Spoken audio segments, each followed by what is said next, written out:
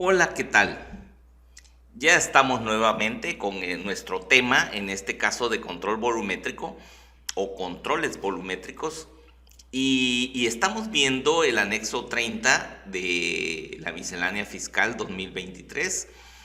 Y hasta ahorita, pues hemos visto los primeros puntos de este anexo que corresponden a equipos y programas informáticos para llevar controles volumétricos de hidrocarburos y de petrolíferos, ¿verdad? Entonces, hasta ahí esta parte ya la hemos cubierto. Definiciones, siglas y acrónimos, también ya vimos esta parte, sobre todo algunos puntos específicos que se refieren a los elementos primarios, secundarios, terciarios y la unidad de control, ¿verdad? En este caso, central de control.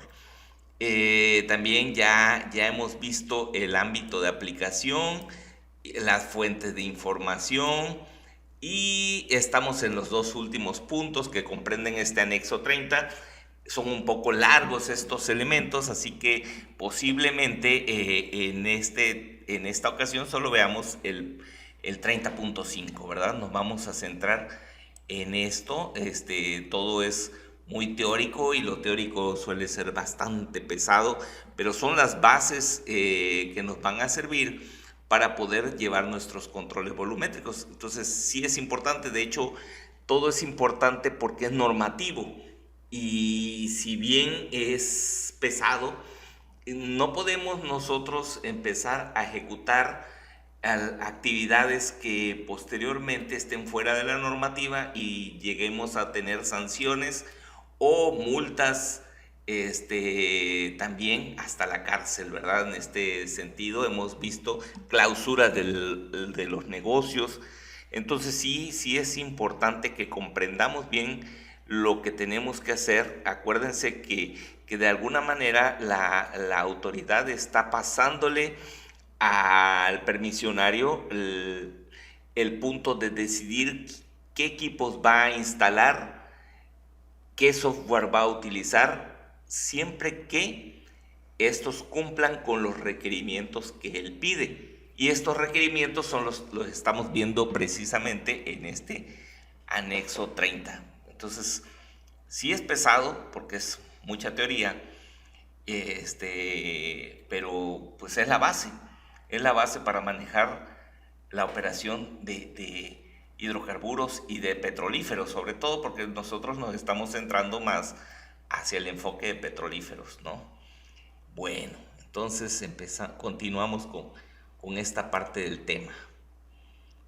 Ok, entonces ya estamos aquí en el 30.5, que son los equipos para llevar controles volumétricos o sistemas de medición. También así entre paréntesis le pusieron, ¿no? En este caso. Se está refiriendo a la regla 2612 de la miscelánea fiscal y dice aquí los contribuyentes referidos, excepto los comercializadores que enajenen gas natural o petrolíferos en los términos del artículo 19, ¿no? Estarán a lo siguiente, ¿sí? Entonces, prácticamente la mayoría de los permisionarios van a caer en lo siguiente, dice. Deben tener sistema de medición para generar la información de los volúmenes de las operaciones y de las existencias de los hidrocarburos o petrolíferos.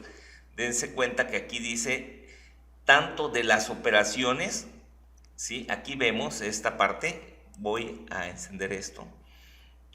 Operaciones, aquí vemos de las operaciones, pero también de las existencias, ¿no? Y voy a hacer aquí una pequeña pausa para ver un gráfico. Bueno, pero vamos a terminar estos tres puntos, ¿no? Ok, vamos a terminar los tres puntos. Dice, la cantidad de sistemas de medición requeridos para la cuantificación de volumen dependerá de las instalaciones o proceso que se trate. Sí, ok. Y deben instalarse en los siguientes puntos. Bueno, algunos puntos en este caso que están aquí referidos, pues se refieren también a puntos que se van a tener en aquellos que suministran hidrocarburos, como mismo Pemex, ¿no? Entonces vamos a saltar un poquito: estaciones de proceso, producciones de petrolífero, donde se produce el petrolífero, no donde lo distribuyen, ¿no? En las terminales terminales de almacenamiento y áreas de almacenamiento para usos propios. Y esto de áreas de almacenamiento hay que tener claro el término. Pero antes vamos a ver una grafiquita. Una grafiquita que nos oriente un poco sobre esto, sobre todo en los primeros 2 puntos, y luego ya entrar en materia con lo demás, ¿no? Entonces, esta grafiquita que vamos a ver dice: tener sistemas de medición para generar la información de volúmenes de operaciones y de sus existencias en la cantidad que sean necesarias. Es lo que dice, ¿no? Veamos esta grafiquita. En este caso es para una planta de distribución de gas, posiblemente gas LP, que es un petrolífero. Y aquí vemos lo siguiente. Vamos a encender esto. Vamos a ver lo siguiente. Vemos que tenemos una medición en la recepción. Esta medición es, tenemos una medición en la recepción, tenemos mediciones en las salidas,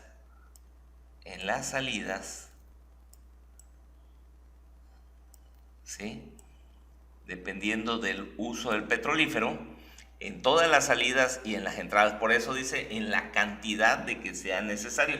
Pero también tenemos una medición aquí en el almacenamiento, ¿sí? Esos son los elementos que debe contar nuestro sistema de medición. Y como ya habíamos visto, pues bueno, estos son elementos. Aquí hay otra medición. Estos medidores son elementos primarios, ¿verdad? Son elementos primarios. Ya lo habíamos visto. A ver, vamos a borrar esto. Estos son elementos primarios. Y en este caso, vemos por acá la unidad central de control. Aquí está esa unidad central de control, ¿sí? No estamos notando los elementos secundarios, pero allí deben de estar, ¿no? De alguna manera están, posiblemente sean estos, ¿no? Pero bueno, la intención es que podamos observar. Aquí es una válvula, creo. Así que tenemos elementos primarios ahorita y la UCC. Posiblemente aquí hagan falta elementos secundarios, pero es una gráfica para entender que deben haber mediciones en cada una de las etapas, ¿no? Y en el almacenamiento, como nos está pidiendo la normativa. Ok, borramos esto, regresamos acá. Ok. Bueno, entonces dice que deben instalarse en los siguientes puntos, y habíamos llegado acá: en terminales de almacenamiento y áreas de almacenamiento para usos propios. Y esto de usos propios no significa que tú, que tienes no sé, un tanque estacionario, vayas a tener que entrarle totalmente a este asunto, ¿verdad? En este caso es importante las definiciones. El área de almacenamiento, dice, es un área de bodega para guardar, para distribución, o bodega de expendio destinado a la guarda de recipientes portátiles y recipientes transportables sujetos a presión, en el caso del gas, ¿verdad? Esta otra norma nos dice el almacenamiento, el lugar donde se encuentran ubicados los recipientes de almacenamiento delimitados por una protección mecánica, excepto cuando los recipientes se encuentren en la azotea. O sea, realmente el área de almacenamiento no es el área de almacenamiento que tú estás teniendo en tu casa, ¿no? Excepto para aquellos que se dedican a negocios. Entonces tendrías aquí una instalación de aprovechamiento. Y ahí la medición es muy simple, porque el sistema de medición que te indican acá dice...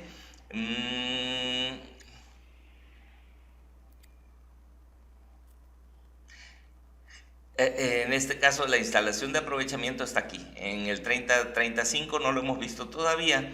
Y lo vamos a ver. Dice, podrán contar con un indicador de nivel de líquido mecánico, de operación manual o automática.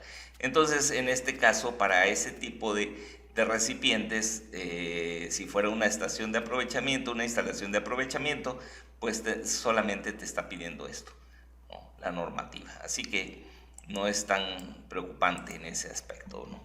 Volvemos a... Por eso es importante las definiciones, encontrar las definiciones, porque hay ámbitos que no aplicarían en este caso de acuerdo a las definiciones. Y tenemos que referirnos a las definiciones en un momento dado en nuestra argumentación, ¿verdad? O en nuestro análisis de hasta dónde vamos a poderlo aplicar o hasta dónde debemos aplicarlo. Dice, en las terminales de almacenamiento, así como en las áreas de almacenamiento para usos propios, incluidas las instalaciones y operaciones de trasvases, los sistemas de medición deben implementar para generar los registros de volumen de las operaciones de recepción, el control y existencia de los hidrocarburos o petrolíferos que se trate. Aquí te está pidiendo que en las terminales de almacenamiento pues tú tengas mediciones, ¿no? Las operaciones de recepción que se realicen en las terminales o en las áreas de almacenamiento para usos propios deben corresponder a los volúmenes recibidos por algún medio de transporte. Y volvemos a nuestra grafiquita. En este caso, pues aquí va un medidor y aquí en el almacenamiento también hay otra medición, ¿no? Y este medidor, lo que mide que está descargando debe corresponder con lo que incrementa en esto. Eso es lo que nos está diciendo prácticamente, ¿sí? Se deben,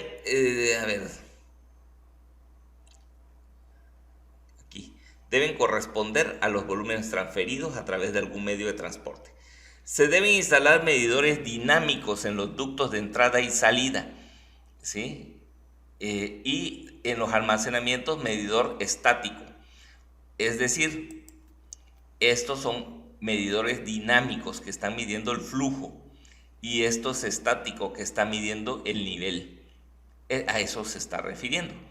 Igual acá vamos a tener dinámicos que están midiendo el flujo y aquí es estático. Aquí tenemos un medidor estático porque así nos los pide, tener una medición que pueda ser estática, ¿no? Eso es lo que está sucediendo, ¿no? Es lo que se está planteando. Se debe seleccionar los medidores conforme a los requisitos metrológicos, características de los fluidos, intervalos de medición y condiciones operativas del proceso. Es decir, que si tú estás descargando, no sé, a un gasto de 100 litros por minuto, pues tu medidor debe ser capaz, ¿sí?, de medir a ese mismo gasto, ¿sí? Debe de tener esa capacidad de poder medir sobre ese gasto, porque hay medidores para gastos menores o para gastos mucho mayores. Tu medidor debe ser el idóneo para el gasto que tú estás utilizando, ni muy excedido ni muy falto, ¿no? Para que la medición sea lo más correcta posible. Además, lógicamente debe cumplir con algunos otros requisitos que solicita la normativa. En particular, nos va a referir a las disposiciones administrativas de la CRE, que es la Comisión Reguladora de Energía, que salieron en el 2015, como vimos en los primeros videos. Esas son las referencias que va a estar tomando en un momento determinado. Aunque hay que leer las definiciones, porque a lo mejor no tengan la definición para nuestra infraestructura aún, aunque sean los mismos equipos y aunque aplicara en un momento dado por similitud, no se podría se podría decir que no existe todavía para ciertos elementos, ¿sí? Se deben seleccionar los medidores conforme a los requisitos metrológicos. Los medidores estáticos deben cumplir con la normatividad escrita. Esto es básico. Los medidores dinámicos deben cumplir también con la normatividad escrita. Aquí nos da unas fracciones 37, aquí también 37, ahorita vamos a llegar a él. Transportes o distribución, los hidrocarburos o petrolíferos transportados o distribuidos por medios distintos a ductos deben ser medidos tanto en las instalaciones que los transfieren como en las que los reciben, incluidas las instalaciones de operación de trasvase. ¿Sí? Así que en este caso, cuando tú transportas por medio de vehículos, vamos a decir, distintos aductos, deben ser medidos en las instalaciones de transferencia. O sea, Pemex está cargando sobre una autopipa, pues ahí en Pemex deben hacer la medición. Y cuando la reciben en el lugar de tu planta, vamos a decir, o en tu estación de servicio, en tu gasolinera, pues en un momento determinado, cuando haces la descarga, ahí mides. Entonces, aquí te está diciendo que cuando sea por medio de algún transporte distinto a ducto, tengas que hacer la transferencia en las instalaciones que transfiere o en la que recibe, ¿sí? En este caso. Los registros de volumen de las operaciones de entrega y recepción derivadas de transporte o distribución de tales productos se debe generar en las instalaciones que transfieren y reciben. Ok, eso ya lo vimos, ¿verdad? Los medios de transporte o distribución distintos a ductos deben tener implementado un sistema de medición estática. En este caso, si tú tienes una autopipa o tienes un carro tanque, deben tener su medición estática, una especie de, no sé, Magnatel o algún otro elemento de este tipo, ¿no? En cumplimiento con la normatividad listada en el apartado, eso es un sistema analógico, pues. Apartado 37. Para cuantificar volúmenes almacenados en su respectivo tanque, el cual se debe utilizar para verificar el volumen de la carga y descarga de hidrocarburos. O sea, que es el que me está midiendo me dice, descargaste 20,000 litros y yo le digo, mira, aquí tengo 21,000 de acuerdo a mi medidor o lo que fuera, ¿no? Puedes observar en un momento dado que sí se cumple o no se cumple tu medición, porque pues tú estás transportando en un momento dado el material. Bueno, tratando de operaciones de recepción y entrega de gas licuado de petróleo en plantas de distribución e instalaciones de aprovechamiento, los tanques podrán contar con indicador de nivel líquido mecánico de operación manual o automática para indicar el nivel de conformidad con la norma NOM 01/2014. Es lo mismo, ¿no? Prácticamente es lo mismo. Estación de servicio. En las estaciones de servicio, el sistema de medición se debe implementar para generar los registros de volumen de las operaciones de recepción, de entrega y control de existencia de hidrocarburos o petrolíferos que se trate. ¿Sí? O sea, también son tus existencias en las estaciones de servicio. Se deben instalar medidores estáticos en los tanques de almacenamiento y dinámicos en los dispensadores.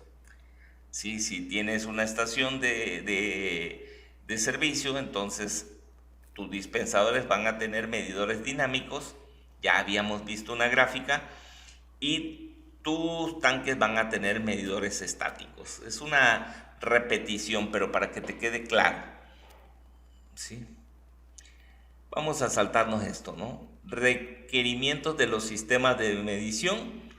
Aquí nos empieza a decir lo siguiente. Cumplir con la regulación que le corresponda. Disposiciones administrativas de carácter general, o sea, las DAC, en materia de medición aplicables a las actividades de almacenamiento de petróleo, petrolíferos, emitidas por la CRE, publicadas en el Diario Oficial el 11 de enero del 2016, se está refiriendo a la 776 y a la 811, que también vimos en los primeros videos. Normatividad referida en el presente anexo, incluyendo el 37, así como guías, instructivos, métodos de trabajo, manuales del fabricante para la correcta medición del hidrocarburo que se trate. Tener implementado, aquí esto es muy importantísimo, a ver, vamos a marcarlo, tenemos que recordar muy bien eso. Dice, tener un sistema de gestión de la medición, SGM es un sistema de gestión de la medición, en cumplimiento de la NMXCC 10012 o 10012, ¿no? 10012, también esta es una ISO. Si ustedes la tienen en una ISO, pueden basarse en ella, en la 10012, ¿no? La ISO 10012. La ISO 10012 es la que le corresponde, ¿sí? Es la equivalente en México. que se refiere a los sistemas de gestión de las mediciones, requisitos para los procesos de medición y los equipos de medición. Aquí te dice cómo vas a llevar tu gestión de las mediciones. Esto es importante porque cuando te hagan tu evaluación por parte de la unidad de inspección, va a checar que cumplas con tener tu sistema de gestión de las mediciones. ¿Sí? Esto es importante, tu sistema de gestión de las mediciones, por lo cual te recomiendo ver esto. Posiblemente nosotros lo comentemos para darnos una idea también, ¿no? En estas conversaciones, en estas pláticas que estamos teniendo del tema, posiblemente lo abordemos con mayor detalles, pero dice, para lograr la confirmación metrológica, ya habíamos visto algo de confirmación metrológica, y el control continuo de los procesos de medición con la finalidad que los resultados obtenidos sean conforme a especificaciones metrológicas, el sistema de gestión de la medición debe interrelacionar los siguientes aspectos: normatividad y procedimientos, sistemas de medición, responsabilidad y competencia del personal que opera. ¿Sí? Entonces, nuestro personal debe cumplir con lo que pide un sistema de medición, de gestión de la medición, de acuerdo a la ISO 10012 o a la NMXCC 10012. Y pues bueno, también no solo nuestro personal, sino también la forma en que llevamos la administración de ese sistema, la gestión de esas mediciones, cómo almacenamos los valores, cómo tomamos los datos, cómo mantenemos funcionando nuestro equipo y que tenga datos verídicos, ¿verdad? O relacionables, ¿sí? Contar con una interfaz o módulo de comunicación para transferencia de información a la unidad de control, central de control, disponer de un protocolo para enlazar los equipos, disponer de mecanismos de mitigación de perturbaciones. Esto ya no tiene nada que ver con aquello, sino que tu equipo sea capaz de mantener ese tipo, que no haya corrientes electromagnéticas que le vayan a generar modificaciones de los datos que está leyendo, porque son equipos electrónicos, que su protocolo de comunicación sea adecuado para enlazarse con la unidad central, ser estable y tolerante a fallas eléctricas y de comunicación. Eso significa que posiblemente necesites tener una planta eléctrica por aquello de que falle la electricidad, sobre todo en los ciclos de carga y descarga. Las conexiones de la interfaz o módulo de comunicación entre un sistema de medición y la UCC deben incluir un mecanismo de seguridad con la finalidad de que quede evidencia en caso de alguna alteración, desconexión o interrupción en la transferencia de información, las cuales deben registrarse en la bitácora de eventos. Debe haber una bitácora de eventos que cuando haya una falla, interrupción o cualquier detalle de este tipo, se puedan registrar esos eventos, ¿no?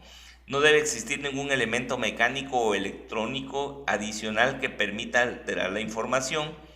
La información debe pasar directamente de los medidores a la computadora de medición y esta a la unidad central, y de esta forma no debe de haber ningún elemento que esté alterando esa información. Eso es lo que te dice. Realizar la cuantificación y o totalización de masas, volúmenes de lo que se está midiendo para los petrolíferos a temperatura de 20 grados y presión absoluta de una atmósfera o 101.32 kilopascales, ¿no? ¿Qué significa esto? Que si tú estás haciendo operaciones a 32 grados o a 30 grados, pues todas tus operaciones deben ser convertidas posteriormente para reflejarlas en tu medición o en tu control de mediciones a los 20 grados. Tienes que hacer las transformaciones adecuadas para que toda la medición, tanto del insumo que recibes, si la estás recibiendo a 32 grados, 35, 36 grados centígrados, posiblemente el volumen viene expandido, ¿no? En este caso. Entonces va a registrarte como si tuvieras más, pero realmente tú tienes que trasladarlo a 20 grados y de esa manera registrar tu volumen. Cuando hagas el comparativo de tu tanque, como el tanque tiene un contenido que está frío o relativamente más frío que el que está entrando, entonces va a modificar la temperatura y va a tener, no sé, a 28 grados su temperatura. Tú la tienes que trasladar a 20 grados la totalidad para poder reflejar tu volumen a 20 grados. De tal manera que haya uniformidad en tus reportes y los volúmenes sean cotejables, porque de otra manera no serían cotejables. Lo que te está diciendo la autoridad, yo lo quiero con estas consideraciones estandarizadas, a 20 grados y presión absoluta de una atmósfera. Eso es lo que te está diciendo. ¿Y por qué te pone aquí los grados Kelvin y te pone atmósferas o kilopascales? Te los pone así porque son unidades internacionales y son las que de alguna manera serán las que debemos reflejar en un control volumétrico adecuado, aunque se suele aceptar manejar todavía grados centígrados y atmósferas, ¿no? Ok, bueno, vamos a dejarlo hasta acá, ya llevamos bastante tiempo, ya nos falta poco, pero pues vamos a continuar en la siguiente. Si es muy largo estos puntos, estamos quedando aquí en las temperaturas y nos vemos para la siguiente. Gracias.